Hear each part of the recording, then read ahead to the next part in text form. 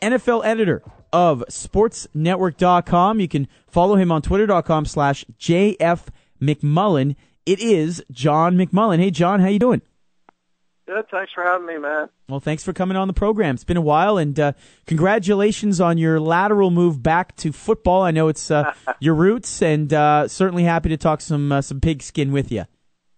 Always excited. You know me, jack of all trades, basketball, football. Hey, it's the only way to survive, my friend. That's exactly right. You know that. Now, John, some interesting games today, obviously.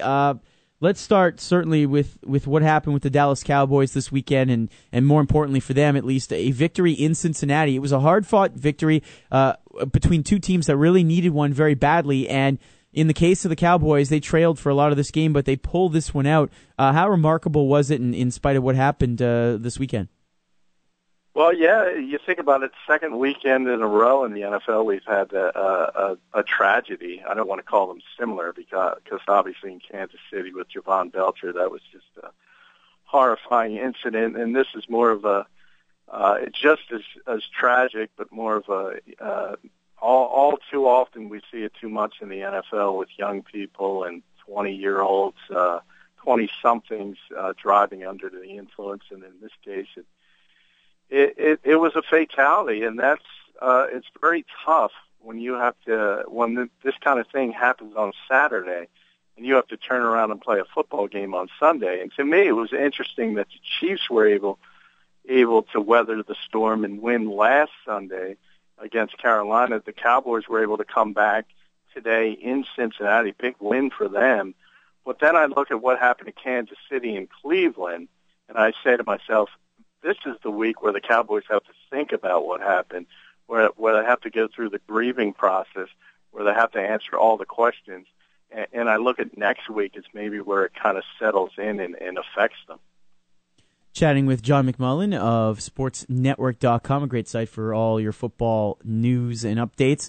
Elsewhere in the NFL today, obviously the Washington Redskins get a very hard-fought victory today in that Beltway Bowl or whatever you want to call it, but the Redskins get a win. They stay alive in that NFC East. They stay alive in the NFC wildcard race. And as for the Ravens now, maybe some questions being asked. A couple of losses in a row. Certainly they were without both Terrell Suggs and Ray Lewis in that linebacking core. They could get Lewis back next week against that big Denver matchup. Your thoughts on that game today and the results? Yeah, I think Baltimore's definitely taken a step back, and if you think about 3 weeks ago, if it was a 4th and 29, if you remember that, possibly the play of the year with Rice converting that got him a win in San Diego. Otherwise, they could be really in bad shape. So this is a team that's taken a step back over the past few weeks, and obviously they're no longer looking at that second seed. That's for sure, because they're behind New England pending Monday night's game now. Of course, Denver was able to win on Thursday, so they moved up.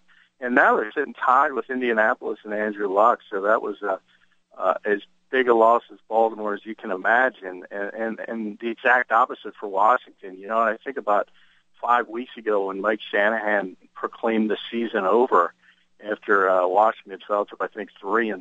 He was talking about playing for next season, and all of a sudden, the Giants keep running off. The Redskins keep running off wins, and they were able to get it done to come back today after RG3 went down with a sprained knee. Now he's already talked. He doesn't think it's an ACL. He's had an ACL injury before in college, so he knows a little bit about it. But we'll have to look at that injury this coming week, because as good as Kirk Cousins was today and winning that game, they don't want to face the stretch of the season looking for a playoff spot without RG3. John McMullen joining us, JF McMullen on Twitter.com. Elsewhere early on today, the New York Jets, I was just chatting about this off air with our intern here, Stefano Micella. They win today, John. It's another ugly win. It's not an impressive win. The griping continues about the offense, specifically the passing game. And yet, here they are at 6-7. Is it conceivable that if they finish somewhere around 8-8, or even run the tables and go 9-7, that Rex Ryan's back next year and then all is fine? It's conceivable they make the playoffs. Everything broke the Jets' way today, besides that passing game. I mean, they won the game. They won ugly. We all know that. Pittsburgh lost to San Diego, had never lost to the Chargers in Pittsburgh before. They lose. Cincinnati loses last second to Dallas. And all of a sudden the Jets are just one game behind both Pittsburgh and Cincinnati for that last spot in the AFC playoff race. And if you look at that Jets schedule down the stretch, it's basically 3 winnable games. They're at Tennessee next week, which is not playing well.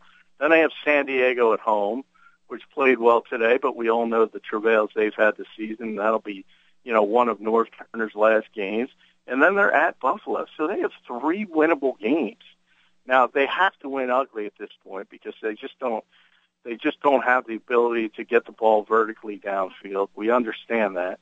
But they're in a position to say they're in the conversation. Now, I don't think they're a playoff team at the end of the day. I don't think they're good enough.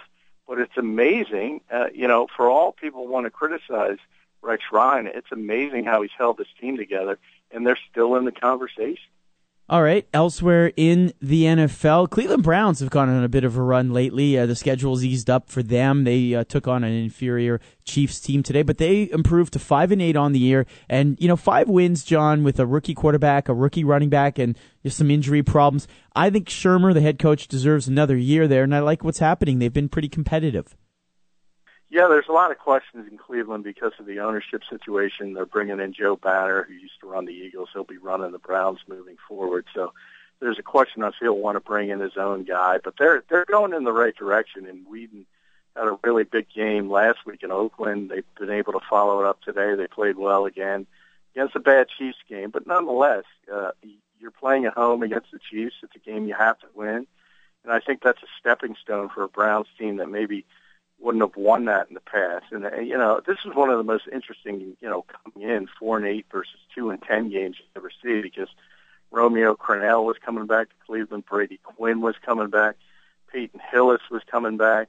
And you had all that stuff with Joe Thomas who really went after Peyton Hillis during the week. So it was kind of interesting, the stuff around the game. But the Browns made sure it wasn't interesting on the field.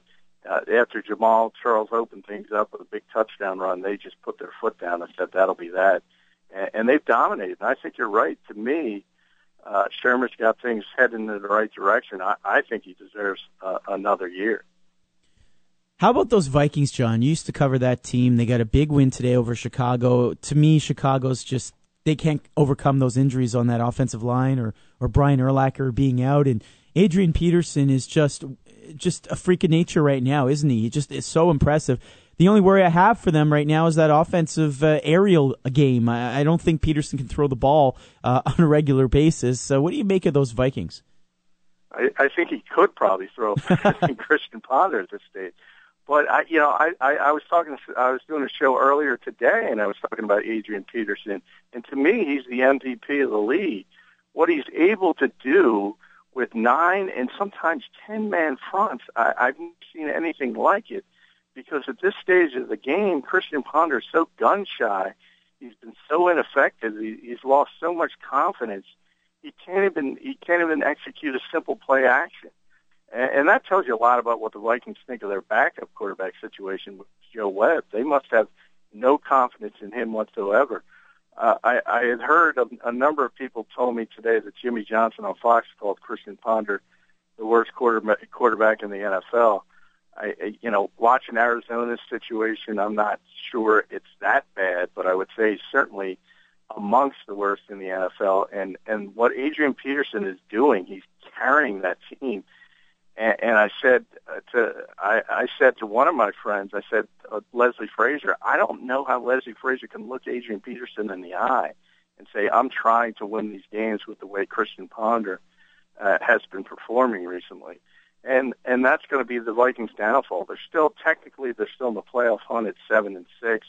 But this is just it's so difficult to win in the NFL without competent quarterback play. And that's all Minnesota needs. They don't need great quarterback play. They need a guy able to just take what's there. And right now, they don't have it.